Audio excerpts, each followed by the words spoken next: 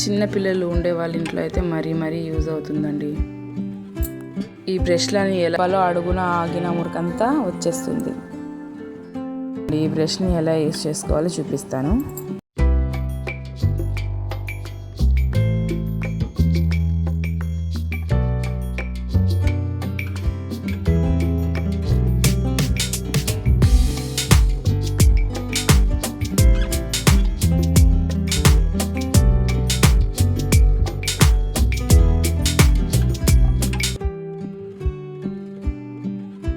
Hi friends, welcome back to my channel. ఏంటి brush చూపిస్తుంది అనుకుంటున్నారా? పాడైపోయిన బ్రష్లు అండి. ఇది చాలా యూజ్ అవుతుందండి. బ్రష్లని తీసి పారేయకండి.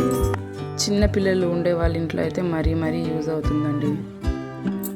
ఈ బ్రష్లని ఎలా యూజ్ చేయాలని చూడాలంటే ఫస్ట్ నా ఛానల్ని సబ్స్క్రైబ్ చేసుకోవాలి. సబ్స్క్రైబ్ చేసుకొని ఒక లైక్ అయితే కొట్టాలి. ఫస్ట్ ఎలా యూజ్ అవుతుందో చెప్తాను. చిన్నపిల్లల పాల డబ్బాల్లో పాలు వేసి తాపిస్తాం కదా, ఆ డబ్బాల్లో కింద అడుగున ఇలా అయితే ఆగిపోతుంది.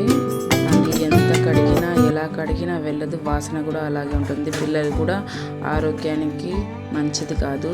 పాల డబ్బాలైనా నీళ్ళ డబ్బాలైనా ఈ బ్రష్లతో ఎలా కడగాలో ఎలా యూజ్ చేయాలో చూపిస్తాను.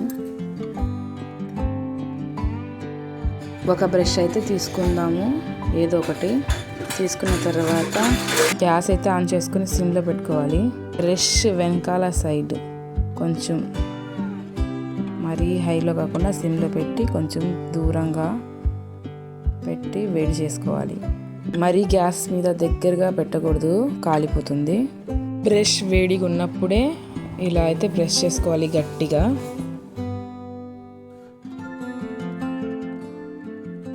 ఇలా అయితే రెడీ అవుతుందండి. ఈ బ్రష్ని ఎలా యూజ్ చేసుకోవాలో చూపిస్తాను. చిన్నపిల్లలు తాగే పాల డబ్బా అయితే తీసుకొని ఓపెన్ చేసుకోవాలి.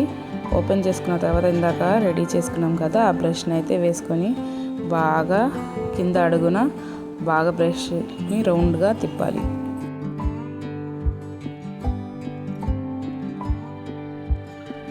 పాల డబ్బాలో అడుగున ఆగిన మురికంతా వచ్చేస్తుంది.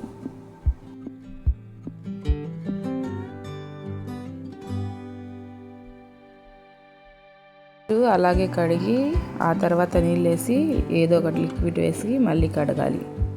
ఆ డబ్బాలనే కాదండి, వాటర్ బాటిల్స్ కూడా మురిగి ఇలాగే ఆగిపోయి ఉంటుంది కదా, ఇలాగే తీసి ఇలాగే శుభ్రం చేసుకుంటా పోతుందండి.